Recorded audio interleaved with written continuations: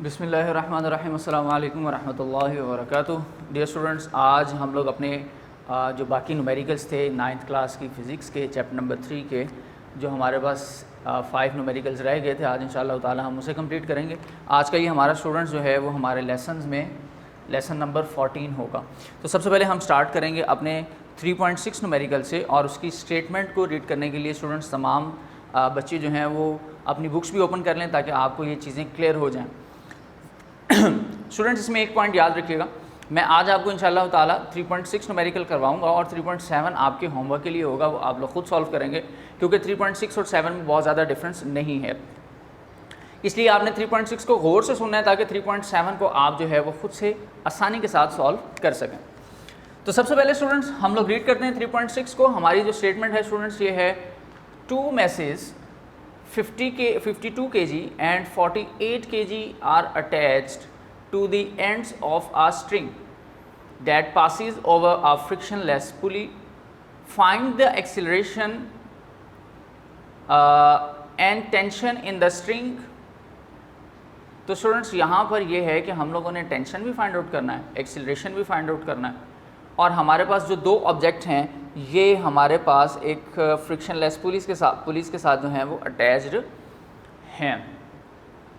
अच्छा स्टूडेंट्स, यहाँ पर इस पॉइंट को याद रख लीजिएगा,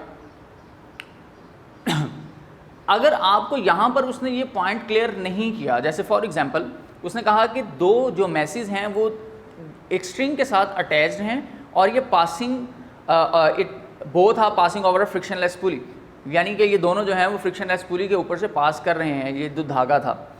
अच्छा, ये दोनों ऑब्जेक्ट हैंग्ड हैं, तो अगर यहाँ पर इन्होंने ये कंडीशन नहीं बताई कि एक वर्टिकल है या दूसरा हॉरिजॉन्टल है या दोनों वर्टिकल हैं, तो फिर आप स्टूडेंट यहाँ पर इसको कंक्लूड कर लीजिएगा कि ये एटवुड्स मशीन है, यानी जिसमें दोनों ऑब्जेक्ट्स वर्टिकली डाउनवर्ड हैंग्ड होते हैं। अदरवाइज स्टूडेंट्स ये आपको हमेशा बताएंगे कि एक ऑब्जेक्ट वर्टिकल है या एक ऑब्जेक्ट जो है वो हॉरिजॉन्टल है, ये क्या कंडीशन है वो फिर ये आपको खुद से बताएंगे, और अगर नहीं बताई तो ये आपने सपोज कर लेना है कि ये एटवुड्स मशीन यहाँ पर यूज़ की जा रही है। तो अगर हम अपनी एटवुड्स मशीन के लिहाज से देखें स्टूडेंट्स, तो हमारे पास जो गिवन वैल्यूज़ यहाँ पर मौजूद हैं अपने 3.6 न्यूमेरिकल में। स्टूडेंट सबसे पहले नंबर पे जो गिवन वैल्यू है वो है हमारे पास first mass which is the 52 kg, second mass student हमारे पास गिवन है 48 kg, और यहाँ पर स्टूडेंट जो हमने चीज़ फाइंड आउट करनी है वो दो हैं, मीन्स के टेंशन भी फाइंड आउट करनी है और एक्सीलरेशन भी फाइंड आउट करनी है। तो स्टूडेंट्स एटवुड्स मशीन के अंदर जो हम लोगों ने फार्मूला पढ़ा था, दो फार्मूलाज हमने पढ़े थे, एक्सीलरेशन को भी फाइंड किया था, ग्रेविटेशनल फोर्स को भी फाइंड आउट किया था और टेंशन को भी फाइंड आउट किया था। तो यहाँ पर मैं दोनों फार्मूलाज आपके सामने मेंशन कर देता हूँ। स्टूडेंट एक्सीलरेशन का जो फार्मूला है ये हमारे पास है m1 minus m2 g over m1 plus m2। इसी तरह स्टूडेंट्स हमारे पास इसको जो टेंशन फाइंड करने के लिए फार्मूला यूज़ किया गया था वहाँ पर एटवुड्स मशीन में वो फार्मूला कुछ यूँ है, 2m1 m2 g over m1 plus m2। तो स्टूडेंट्स ये देख लीजिएगा कि अब हमारे पास ये जो गिवन फार्मूला है, इस गिवन फार्मूला के अंदर क्या हमारे पास सारा गिवन डाटा मौजूद है। जैसे फॉर एग्जांपल एक्सीलरेशन फाइंड करना है तो m1 m2 दोनों अवेलेबल हैं। ग्रेविटेशनल फोर्स, तो ग्रेविटेशनल फोर्स की वैल्यू स्टूडेंट्स आपको ऑलरेडी पता है which is 10 metre per second square. So just substitute the values in the given formula to find out your answer. तो स्टूडेंट्स यहाँ पर हमारे पास पहले पॉइंट का जो आंसर बनेगा, जैसे कि हम एक्सीलरेशन फाइंड आउट करते हैं, तो एक्सीलरेशन फाइंड आउट करने के लिए हम एक्सीलरेशन के फार्मूले के अंदर वैल्यू सब्स्टिट्यूट करेंगे। तो ये हमारे पास स्टूडेंट कुछ वैल्यूज़ बनती हैं। m1 की वैल्यू होगी 52 माइनस 48, g की वैल्यू स्टूडेंट 10 है, डिनोमिनेटर में आ जाएगा 52 प्लस 48। तो स्टूडेंट्स यहाँ पर अब जब हम इनको कैलकुलेट करेंगे, सॉल्व करेंगे, तो हमारे पास ये वैल्यू बनती है 40 डिवाइडेड बाय 100। क्लियर हो गया स्टूडेंट, यानी 52 माइनस 48 किया, जो आंसर आया उसको हमने 10 से मल्टीप्लाई किया, और इसी तरह ये हमारे पास 40 ओवर 100 आ गया। अब इसमें भी कैंसिलेशन करें अगर हमारे पास, स्टूडेंट्स ये हमारे पास हो जाएगा 2 और 5, तो एक्सीलरेशन की वैल्यू हमारे पास आ जाती है यहाँ पर 2 ओवर 5 मीन 0.4, और यूनिट है मीटर पर सेकेंड स्क्वायर का। same without any difference. You just have to substitute the given values in the formula of tension. So when we substitute or put the values in the second formula which is of tension, so students the value will become as, यहाँ पर अब हम इस चीज़ को देख लेते हैं कि हमारे पास इसका आंसर टेंशन के अंदर जब हम सब्सिट्यूट करेंगे वैल्यूज़ तो क्या आता है। तो स्टूडेंट्स अब आप मुझे साथ साथ वैल्यूज़ बता दीजिएगा फार्मूला के अकॉर्डिंग। सबसे पहले हमें 2 मेंशन करना है, देन m1 की वैल्यू लिखनी है विच इज़ 52, m2 की वैल्यू लिखनी है student which is 48, then gravitational force की वैल्यू लिखनी है students which is 10 and divided by m1 plus m2। So what is m1? 52 plus m2 is 48। तो ये स्टूडेंट्स हम लोगों ने यहाँ पर इनकी वैल्यूज़ को सब्सिट्यूट कर दिया। और जैसे ही हम अपनी वैल्यूज़ को सब्सिट्यूट करने के बाद कैलकुलेट करते हैं, मल्टीप्लिकेशन करते हैं और डिवीजन करते हैं, तो हमारे पास जो हमारा आंसर स्टूडेंट यहाँ पर बनता है वो कुछ वैल्यूज़ यूँ शो करेगा। जैसे फॉर एग्जांपल ऊपर वाली वैल्यू मेरे पास कैलकुलेशन के बाद आ रही है 49920, और इसी तरह जो डिनोमिनेटर की वैल्यू है स्टूडेंट्स जो हमने पहले भी कैलकुलेट की थी वो है हमारे पास 52 प्लस 48 इज़ 100। सो हम यहाँ पर 100 लिख देते हैं स्टूडेंट्स। इसी के साथ 0 0 के साथ कैंसिल होगा, first 0 for the 2 and 1 for the decimal. So the tension की वैल्यू हमारे पास आ सकती है 499.2। और टेंशन स्टूडेंट इसके साथ, ये टेंशन जो है हमारे पास क्योंकि फोर्स होती है, टेंशन हमारे पास क्या होती है स्टूडेंट? फोर्स। हम सिर्फ इसको ये कंसिडर करते हैं this is the force which is along a string. ये स्ट्रिंग के अलोंग फोर्स है और ये रिएक्शन फोर्स भी हो सकती है, तो इसलिए हम टेंशन के साथ जो यूनिट है वो भी फोर्स का ही लगाएंगे। तो स्टूडेंट्स यहाँ पर आप इस आंसर को भी कंक्लूड कर सकते हैं और देखें कि आपके पास ये वैल्यू लिखी है 499.2। तो ये अप्रॉक्सीमेटली 499 से मुराद 500 ही है, तो अगर आप चाहें तो 500 भी मेंशन कर सकते हैं इसके आंसर के अंदर। कि हमारे पास जो 3.7 की कंडीशन है उसमें हमारे पास एक ऑब्जेक्ट हॉरिजॉन्टली है और एक ऑब्जेक्ट जो है वो वर्टिकली है, तो आपके ये फार्मूला सेम नहीं रहेंगे। इसका मतलब ये है कि अब आपने अपना जो सेकंड लॉन्ग क्वेश्चन हमने पढ़ा था कि एक ऑब्जेक्ट हॉरिजॉन्टली प्लेस्ड है on the surface of table और second is vertically downward hanged है by passing over a frictionless pulley. तो स्टूडेंट्स आप वहाँ पर जो हमने 2 फार्मूलाज ड्राइव आउट किए थे उन 2 फार्मूलाज को यूज़ करके आंसर्स फाइंड आउट करेंगे अपने नेक्स्ट 3.7 न्यूमेरिकल का। अब स्टूडेंट्स हम लोग चल रहे हैं अपने 3.8 न्यूमेरिकल की तरफ। 3.8 की स्टेटमेंट में स्टूडेंट्स हमारे पास गिवन वैल्यूज़ हैं। How much time is required to change, time is required to change 22 Newton second momentum by a force of 20 newton. कि change of momentum 22 Newton second है, फोर्स हमारे पास 20 न्यूटन है और हमें टाइम कितना चाहिए स्टूडेंट्स, ये हम लोगों ने फाइंड आउट करना है। तो पहले सबसे हम अपनी गिवन डाटा को लिखते हैं स्टूडेंट 3.8 न्यूमेरिकल में। A change of momentum which is represented by the delta P which is meet by P F minus P I is equal to 22 Newton second. And same student the force applied is of 20 Newton and the thing we have to find is students this is the time। और इसी तरह अब हम लोगों के पास ऐसा formula जिसमें हमने ये चीज़ें पढ़ी हों time, force and P F minus P आई। तो चैप्टर नंबर 3 में आपने एक टॉपिक पढ़ा था students the relation between force and change of momentum. तो वहाँ पर जो हमने फार्मूला ड्राइव किया था उस फार्मूले को हम यहाँ पर स्टूडेंट्स यूज़ करेंगे और हम अपने आंसर्स को कैलकुलेट करेंगे। तो स्टूडेंट्स यहाँ पर फार्मूला हम लिख लेते हैं। स्टूडेंट फार्मूला है हमारे पास P F minus P I over T is equal to force. So this is के force is directly proportional to the rate of change of momentum.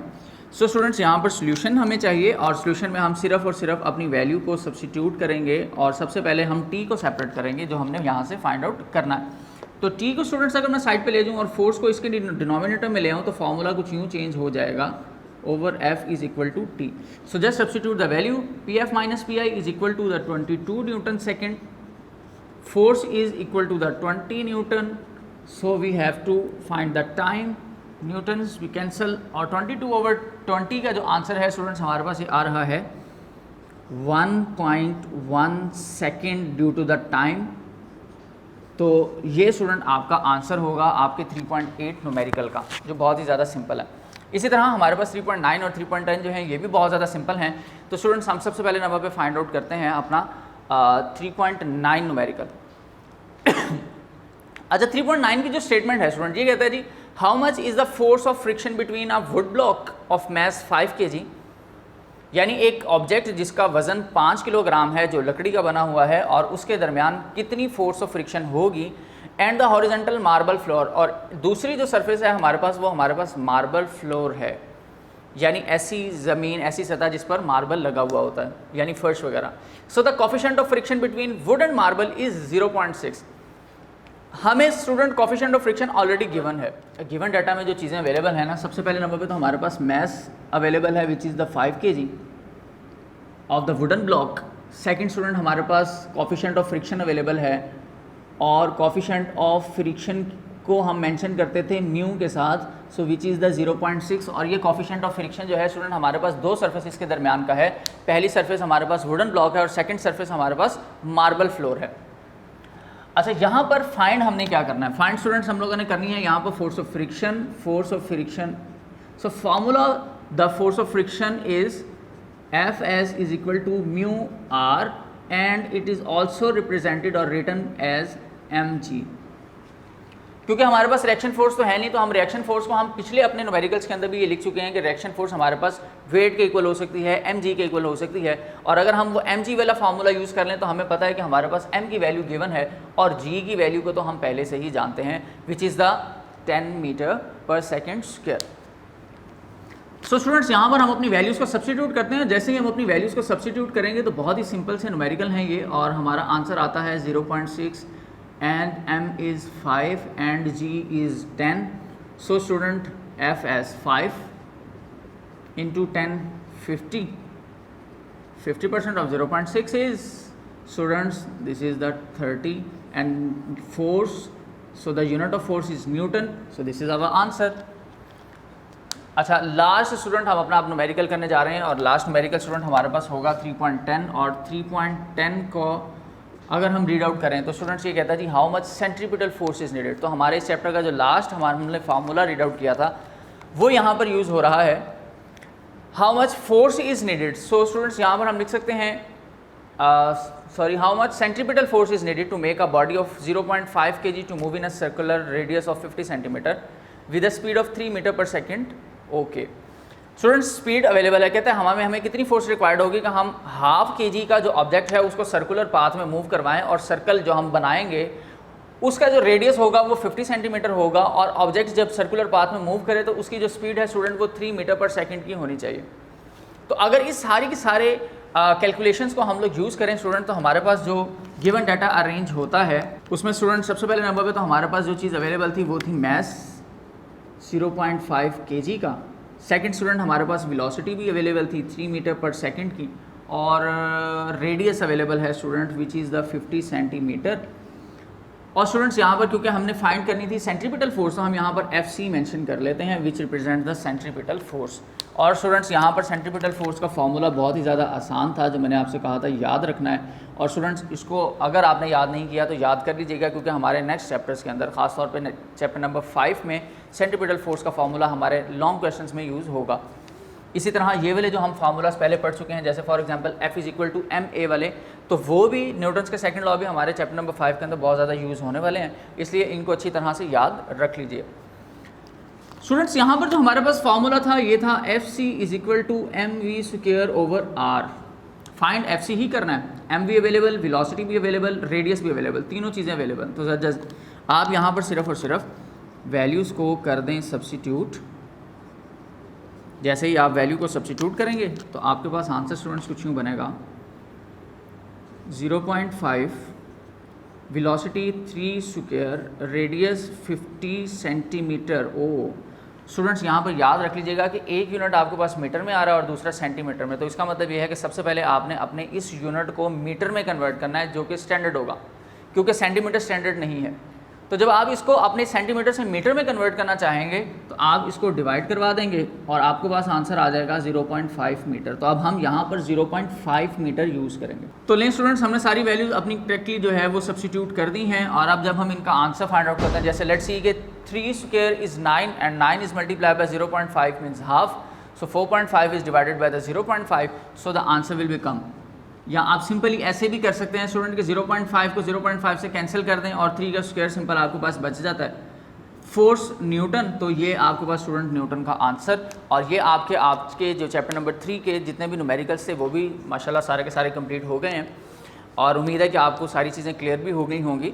अगर आप थोड़ा सा चीज़ों को गौर से सुन लें और थोड़ा सा गौर से ऑब्जर्व कर लें तो इंशाल्लाह उम्मीद है कि आपको बजाते खुद ही इसकी समझ आ जाएगी। 3.7 न्यूमेरिकल आप खुद सॉल्व कर लीजिएगा। इंशाल्लाह मुलाकात होगी अपने नेक्स्ट लेसन के अंदर। नेक्स्ट लेसन में हम अपना नेक्स्ट चैप्टर स्टार्ट करेंगे जो कि बहुत ही ज़्यादा इंपॉर्टेंट और बहुत ही बेसिक चीज़ों के साथ है। तब तक के लिए अल्लाह हाफ़िज़।